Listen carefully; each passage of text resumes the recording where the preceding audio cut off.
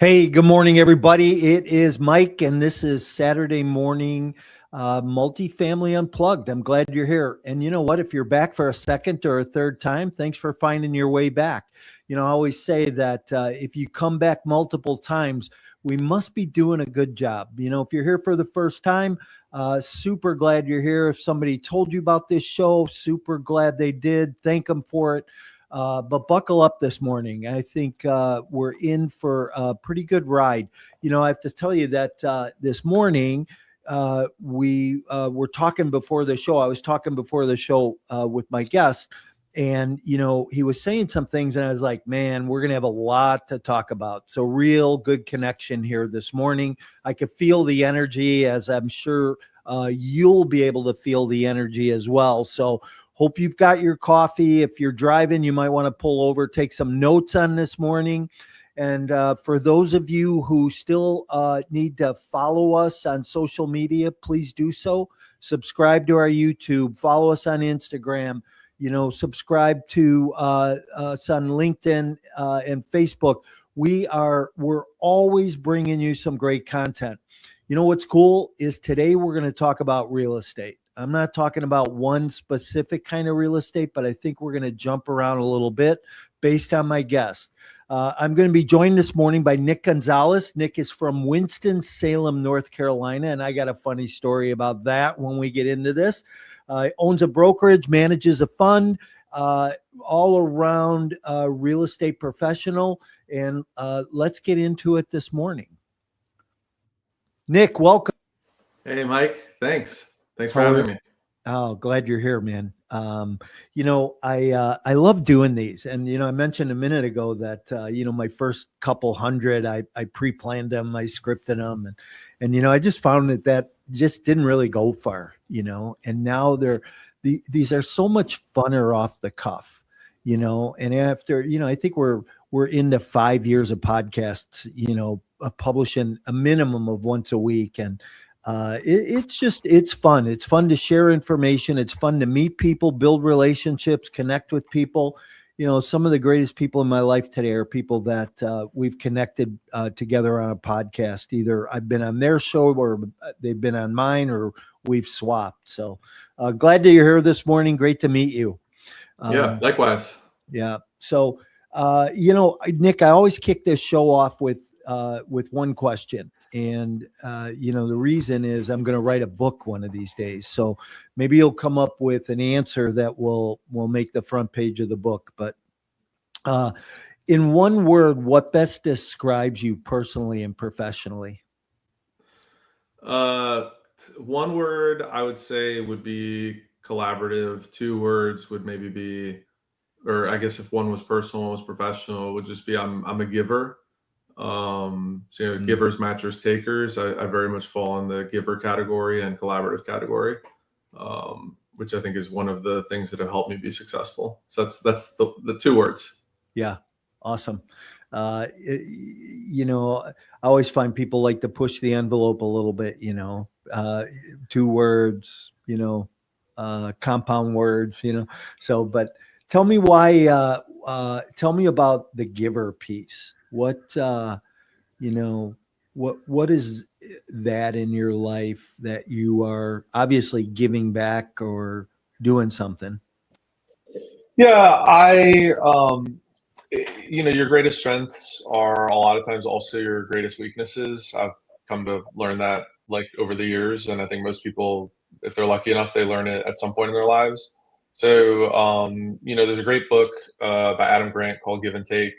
Probably my favorite book of all time, and it describes givers, takers, and matchers. And in business, I've taught my brokers, and I've always been one to just be as generous as possible with knowledge. I openly share notes with colleagues, competitors. I'm never really concerned about training new brokers and thinking to myself oh, what if I'm training future competition, or oh, if I help this guy become a really great broker, then I'm just going to be, fighting him for deals down the road. I compare notes with other investors and fund managers in other markets and in our markets, because I just think the pie itself is infinite, right? Like we can both win. I don't only win as a byproduct of you losing. But that is how like a lot of people think. So I would say, yeah, generally speaking, like what that means to me is 10% of the time you're going to get taken advantage of. But if you're protective and you're good at setting boundaries and you're really intentional about it, the 90% of the time you don't get taken advantage of. It comes like being outwardly giving, generous, collaborative, and just like an overall good counterparty. Uh, Most of the time pays off if you're good at protecting yourself for the 10% of the time when it's never going to pay off and it was just a waste of time, or the other person was selfish or greedy and like didn't necessarily reciprocate.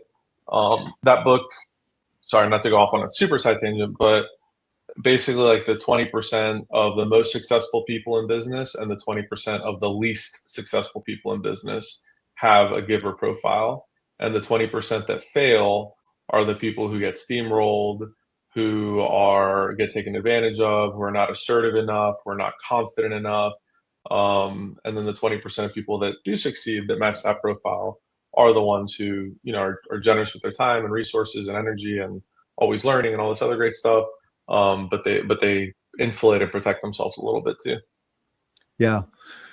It's awesome. I think that, that's one of those universal laws, right? That, you give enough, it comes back, and might not come back from that person or that situation, but, somewhere along the line, down the line, it does come back to you. I remember years ago, when I first started listening to motivational,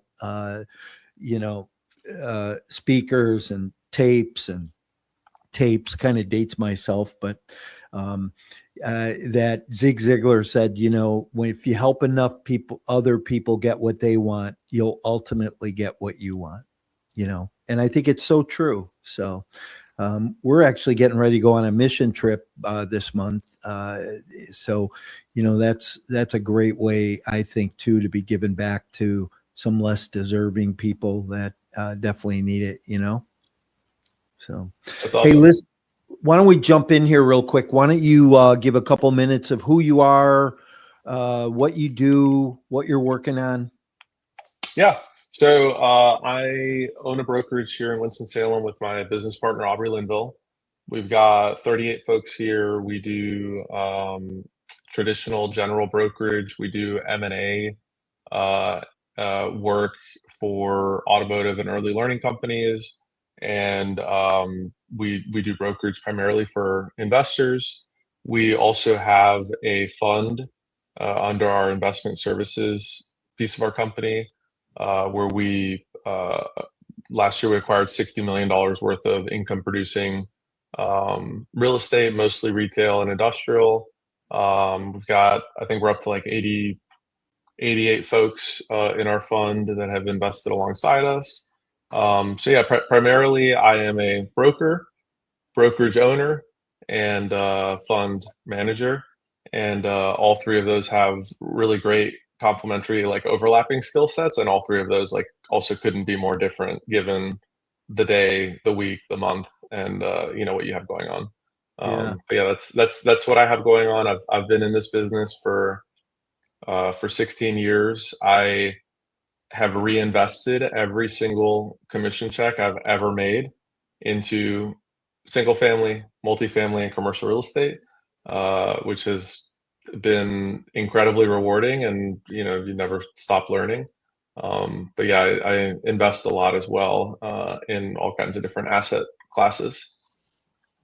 That's awesome. Hey, I want to jump into this M&A piece that you talked about, specifically in the automotive business. Tell me what that looks like in your world.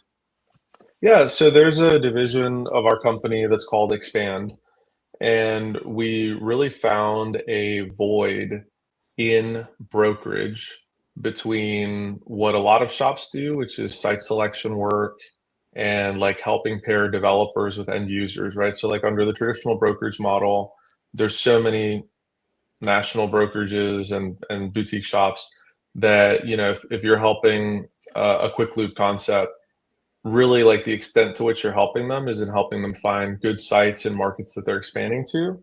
And then sometimes you're teeing up like, oh, okay, well, I'll get this developer to tie it up. You can work with them, or maybe they have a preferred developer. But like it's kind of like one dimensional or like two dimensional at best. So what we've done is we've got about 35 clients between automotive and early learning, where not only do we help them with site selection, build to suit, um, ground leases, all that, but we also help them with M&A work. So we'll locate that operator in Chicago who's got 16 quick lubes and wants to sell all 16 of them, more like traditional business brokerage. What we found was like there weren't really a lot of shops doing all of that all at once. So there's a lot of shops that only do M&A work, and they're actually not that versed in the real estate piece of it. And there's a lot of shops that are really, really well versed on the real estate piece of it, but not that versed on the business aspect of it and actually acquiring an operating business with multiple locations. So the reason we're kind of focused on automotive and early learning is because you can't become an expert really on, I mean, we could become experts on more things, but those are the two that we've really, really honed in on, and we understand those businesses really, really well. So we're able to serve our clients really well in exchange. Um, so again, it's a little more advisory work and M&A work than it is just strict brokerage work. And we've done that now, I think, in like 42 states. Nice. That's awesome. Hey, so you had mentioned Chicago. That's where I lived in Chicago forever before I moved to the West Coast. And I remember years ago, one of my old companies that I had, a partner and we were looking at renting some space in a building in a suburb of Chicago, Elgin. And the tenant that was currently in there was a guy who owned like 85 Jiffy Lubes. So it was funny you said that. And I was like, man, 85 Jiffy Lubes. It was one of those things that you knew that, he was probably printing some money from those. That's for sure. So they're also like very high margin, which is really nice. I've probably brokered 40 restaurant deals, and those are really, really great, but the margins are pretty rough. So again, like those two industries that we operate in, those are also like pretty margin rich, which interesting. makes them lovely clients if they're Yeah. growing really fast. Right. Hey, do you know Rob Roswell? I do not. This is probably a good connection for you, but I know that he is currently seeking to find some automotive shops in California to purchase. So I don't know if that's too far out of your reach or if that's a good connection for you or not, but I'm just trying to see if that would work for you. I can connect you guys. Yeah, please connect us because we have a national database, and we have 6 or 7 folks just calling all day. I mean, making 400 calls a week, building out our database. So if he's looking for something, chances are it lives in our database somewhere. So that would be a great connection. Yeah, for sure. Trying to prove a point here to the listeners too about collaborative giving. So, I remember I met a guy years ago who somebody took me to this guy's office, introduced me, and as I'm leaving his office, he said to me, "Hey, are you looking for anything? Is there anybody I can make a connection for you with?" And I said, "Yeah, I happened to at the time be looking for." I don't remember the vendor, but he pulled 3 contacts out of his database, and as I was leaving his office, he was on the phone saying, "Hey, take a call from Mike." So that goes back to the giving, right? I think you have to be a connector in today's world. You need to keep those connections open and build a circle of influence, a big database that you have the ability to do that. So in your brokerage, it sounds like you guys handle a lot of different asset classes. And, is there any one asset class that you like the best? The one that's transacting the most in any given year is usually my favorite. But it's tricky because it's everything's so cyclical. So like I had 3 years where I almost exclusively did multifamily brokerage, and I love multifamily brokerage. I've invested in apartments, but you know it's gone through so many cycles in the last 16 years. Like I've sold the same apartment complexes in our market 3 or 4 times now, and it's doubled and doubled and doubled, and now the last person to have it, um you know now I wouldn't say we've plateaued in our market, but creating value 10 years ago was very different than creating value 5 years ago, which is very different than creating value today. So currently I really like retail just because you have this interesting phenomenon right now, at least in the states that we look in. So like in North Carolina is the third fastest growing state. South Carolina is very high growth. Virginia, where you can't really build new retail for a price point that makes sense relative to what you can buy it for, relative to like where rents are versus where they should be, which is exactly what happened with apartments. For the longest time, it was like, hey, I can buy these apartments where the average, if the units were renting for 825 a month or 895 a month, I know I can push those to 1,050 or 1,100 if I put a big capital infusion into the apartment complex. Well, now, like with retail, we're seeing a lot of similar value in those states where we can find a complex that, like, if you had to build it new, it costs you $330 a foot. The rents are 18, and if you can just do a little bit of a lift, you can get those $18 a foot rents to 26 or 27 or 28. Which again is like, you can still do that on apartment complexes. You just have to be highly specialized and like know what you're doing. So again, industrial rents, I think in the last 4 years, are up like 38% in our market. So again, like with multifamily, we saw that like humongous COVID bump and bumps through 22 and 23. And I think things are starting to kind of pick up a little bit too on these like amenity rich, nicer complexes. But I would say right now most of our focus on retail, just because that seems to be where there's a lot of value, and it is moving quite a bit. With a very close second being industrial. But it's all cyclical. I mean, we just need rate. Like if rates go from, if rates for the normal investor go from 6.25 back down to 5.25, multifamily I think is also going to be full of really great opportunities again. Similar to single family, all these people are sitting on stuff. All these single family folks are sitting on loans that are at 3.4%.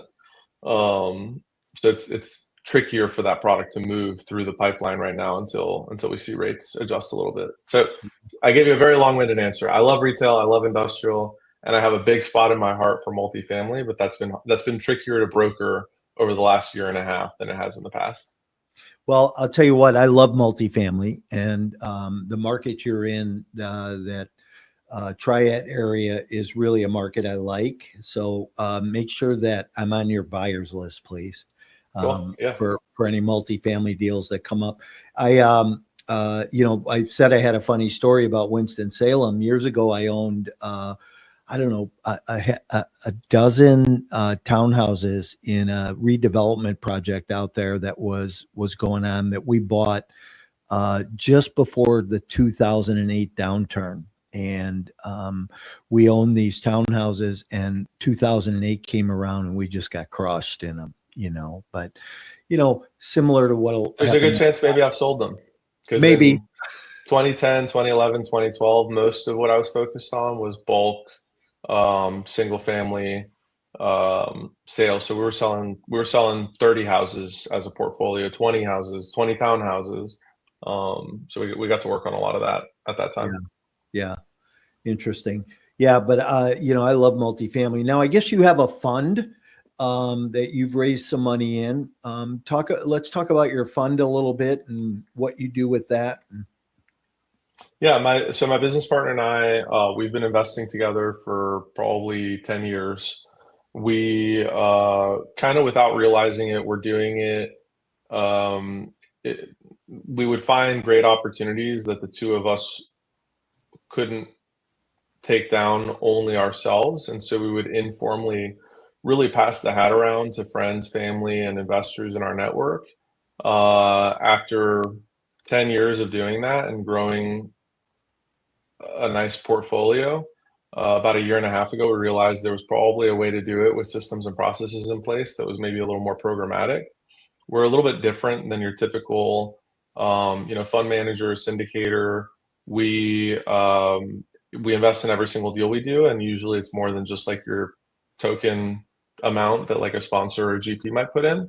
We also will frequently sign on recourse debt, which is something a lot of sponsors and GPs don't want to do. We don't always do that, but where it makes sense, we will. Just because, again, like it's our money invested alongside of our LPs. So yeah, I mean, we've typically only looked at strong existing cash flow in good markets with, again, like I don't want to like oversimplify what we're doing, but we're buying 7.5 and 8 cap properties at a 9.25, 9.5 cap, given our ability to find stuff off market, given our special relationships with other brokers in the Southeast.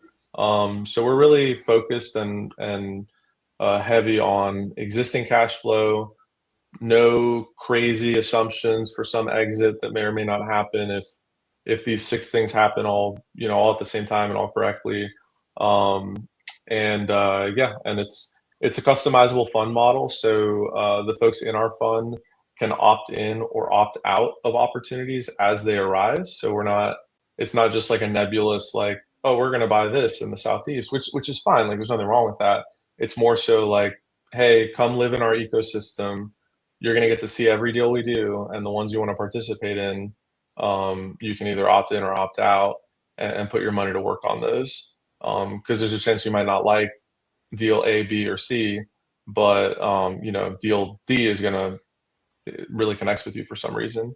So yeah, we're pretty proud of what we built. We bought $60 million worth of real estate last year. The two biggest acquisitions were two retail shopping centers.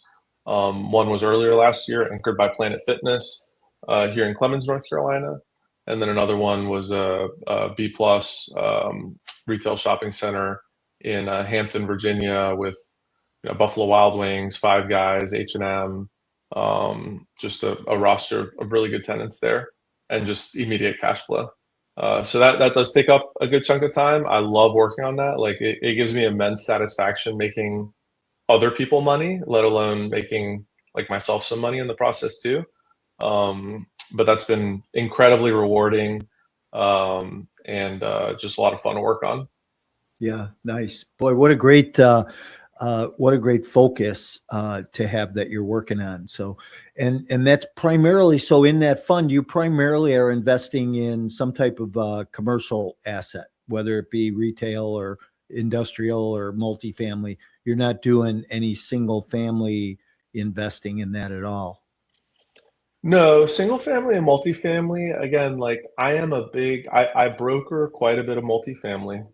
I love multifamily, um, but you have to have a really good skill set and operational efficiency, and it's just not our strong suit. Like I've owned lots of apartments, and I think if we only specialize on multifamily, we could have a lot of success with it.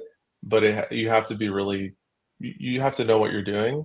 Um, and multifamily and single family is not our strong suit. I owned every commission check I made when I started out, I'd go out and buy real estate, and I started in 2010. I mean, my last job before real estate, I was working at IHOP. So like I didn't start with a big pile of cash. I started with, a $1,500 commission check from selling some, foreclosed single wide or a double wide.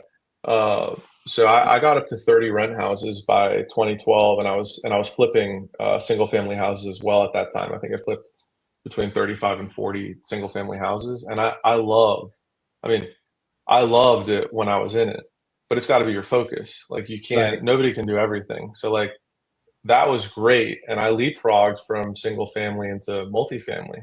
And I loved multifamily when I was in it.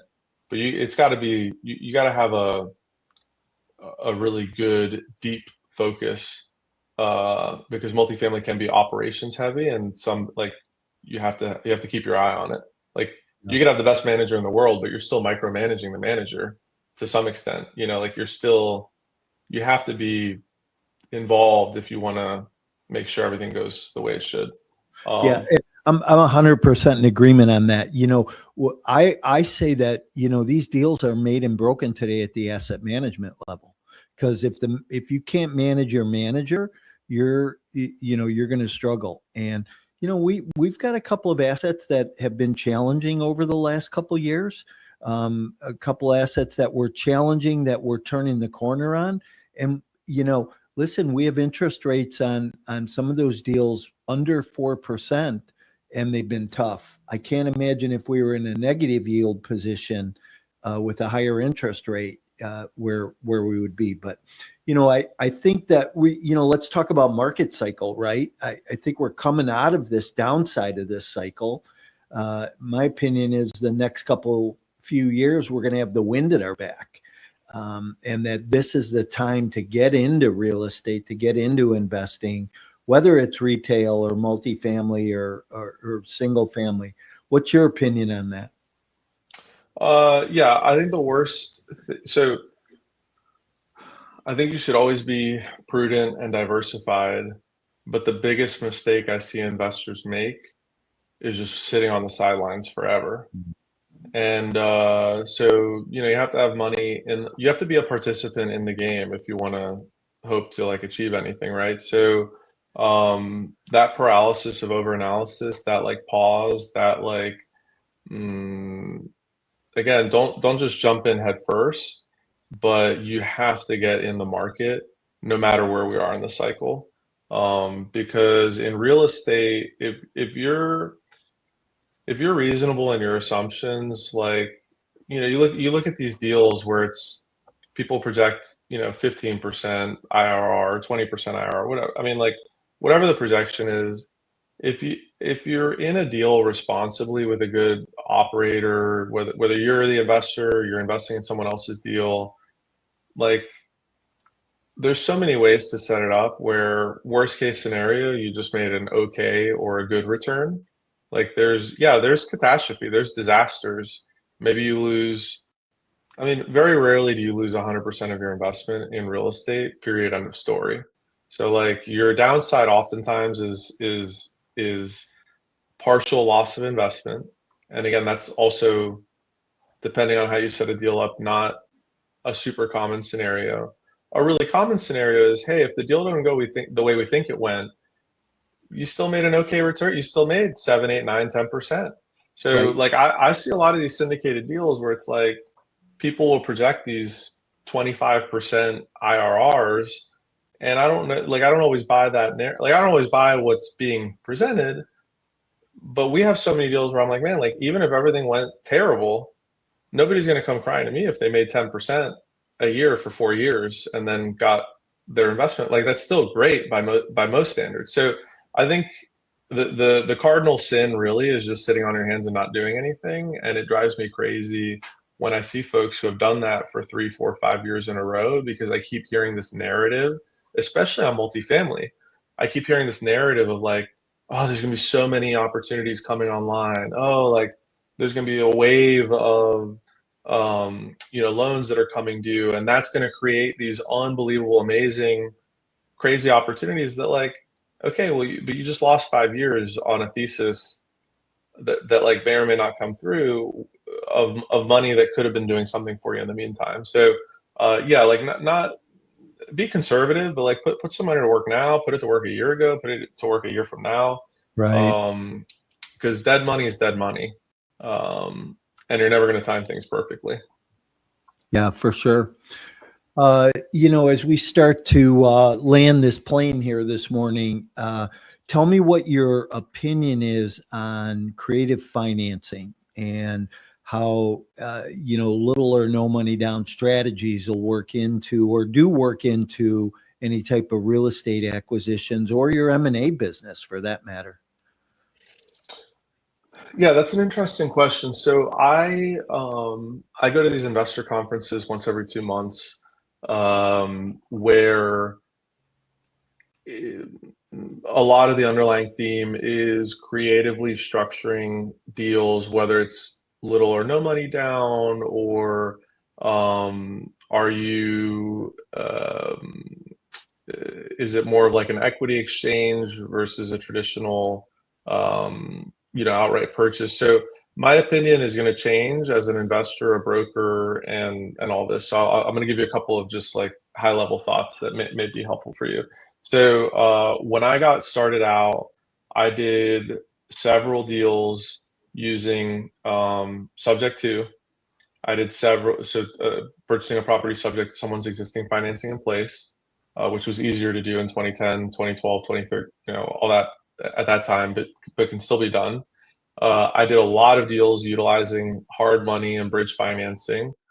In fact, the very, very first flip house I did when I had really like no money, I found a deal and I called every attorney in town, like literally alphabetically, just called every single attorney. I was like, hey, this is the deal. This is what it looks like. I'm going to get in there. We're going to flip it.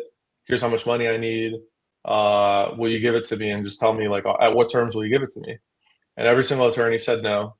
So I went one town over, pulled up the yellow pages, and I just happened to see an attorney's name who I was like, oh, that's a pretty good name. His name was Norman Sloan. He's actually passed away now, but he was a huge impact on my life. So I called Norman Sloan because I was like, oh, the guy has like a powerful sounding name, and pitched him the deal. And he was like, Nick, I don't think I want to do that with you, but that sounds like something my dad might do. And Norman was probably like 50. His dad was probably in his early mid 70s. So we went out to lunch, and by the end of lunch, I left with a $70,000 check to fund my very first flip. But the reason I'm bringing that story up, I think creative strategies are great, but I also think people sometimes, if you have a deal, the money will follow. And so I think like the fatal flaw that some people do is they spend like 10 hours trying to figure out how to make a deal happen before they even have something to pitch. Um, and you certainly can't do the opposite, right? You can't willy-nilly just like go tie Right. up a property for the sake of tying it up and then hope and pray the money's going to fall in your lap. But it's like somewhere in between. You kind of have to know that you've spent enough time building a network where you can pull a deal off creatively. But you also like if you have a deal, the money will follow. I mean, I've funded so many of my early flips just calling on high net worth people, like asking for introductions. And again, like in this market, a lot of people will be open to owner financing. So I have seen that in my business, owner financing is becoming more and more and more of a thing just because everybody thought rates were going to be lower by now already. So we've in the last year we've done a couple like seller seconds. So we sold. I had two car washes that I sold myself personally, and we gave the buyer a seller second essentially that helped subsidize his down payment. The lender was fine with it, the buyer was fine with it, we were fine with it. So like any number of creative strategies it's like a Swiss Army knife. Like you have to have like 10 tools if you want to Yeah. be able to close an extra 3 deals next year. Maybe one of them is creative and two of them aren't, or maybe two of them or three of them are or aren't. But if you don't have the tools, then it's just math. Like you're going to have less deal flow unless you have an unlimited pile of cash, which nobody has. Um, so yeah, my thoughts are you just have to be when you're a broker and somebody calls you and they open with, hey, what do you have where the owner would owner finance? As a broker, that sets off like red flags because you're like, oh, I don't want to mess with this bozo. I mean, again, like not to be overly simplistic, but if as a broker somebody calls me and they're like, hey, can we get together for coffee? I want to tell you about some of the deals that I've done. Like, I would love your opinion on what you're seeing in the market. And by the way, like, I'm a buyer for any of your properties where, maybe there's some sort of option for a lease purchase or owner financing or subject to, or then that becomes like a totally different conversation where it's like, okay, Yeah. you're being strategic about this, so I'm willing to be a little strategic with you in exchange. But it's all about how you present it. And same thing when you present it to a seller. I get these offers where it's like, here's option A, option B, option C, and it's like the very standard like template of like, I mean, basically it's all like owner financing or optioning someone's property. Um, and that's very, very different than being like, hey, can I have a Zoom call with you? I want to like walk you through my option. Like it's all about presentation. Yeah. It's awesome. Yeah, I love creative strategies. I first got into real estate because I went to a Robert Allen seminar back in the 80s, and learned how to buy real estate with no money down. And first deal I ever did was a 4-unit with $1,000 out of my pocket. The owner held the paper, and I cash flowed $450 a month for years. So I believe in creative strategies, and I think we're in a market, as we're coming out of this market cycle and interest rates are still at the higher end. I think there's just so many opportunities out there, and you don't know unless you ask. So and you just have to find out what motivates people. So like, I'm just gonna give you like a super basic example, but a lot of people don't realize that like an option fee, and like optioning someone's property, option fee isn't taxable until the sale actually happens. So you bump into these people where it's like they might not be a good candidate for you to pitch something too overly complex to. But if you can tell somebody, hey, master lease your property to me for the next 2 years. And by the way, I'll give you a $20,000 option fee, which by the way is not taxable because it's an option fee. Like you may have proposed any number of other solutions to them, but in their head they're thinking, oh my God, I'm gonna get this monthly recurring master lease payment, and I'm gonna get 20 grand tax free up. Like, so it's all about how you frame it with people. yeah. But I agree, people are willing to be more creative now than they were 3, 4, 5 years ago for sure. But people Yeah. are always willing to be creative if you dangle the right carrot. Yeah, I love the master lease. I've done so many deals over the years using a master lease. So, hey, Nick, great having you here this morning. Tell people how they can reach out to you and get in touch with you.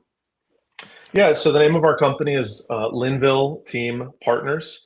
I'm pretty active and very visible on LinkedIn.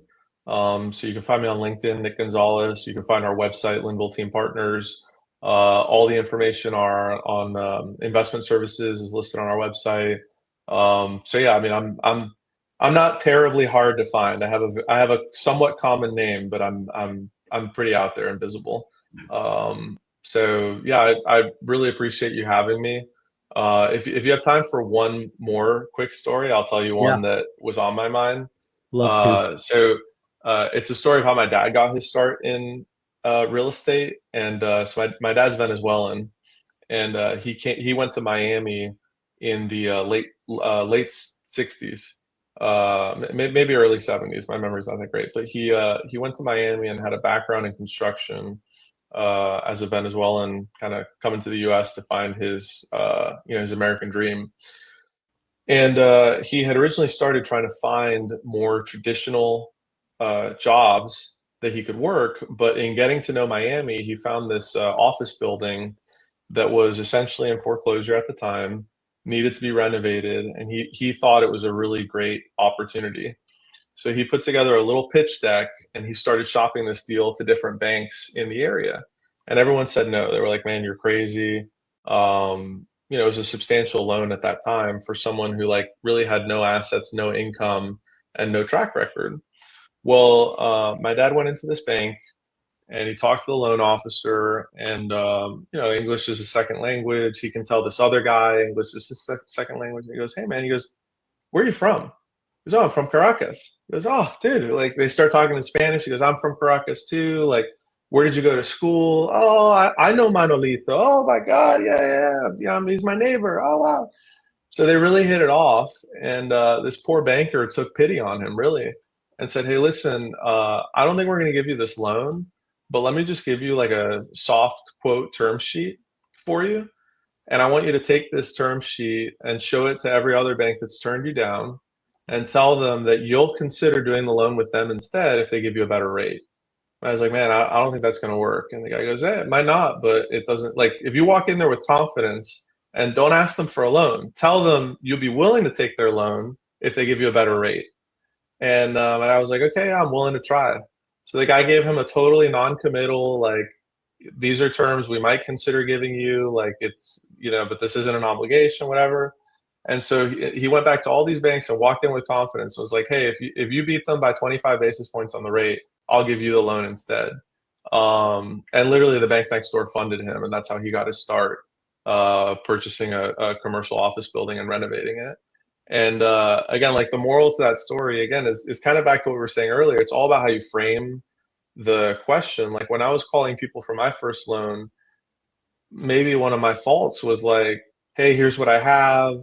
I'm super excited about it. Like, tell me under what conditions you would be willing to give me 70 grand, versus when you bring someone a deal and you say, hey, everything's teed up and ready to go. Here's exactly what I need. And here's exactly where you're going to get an exchange for your 70 grand.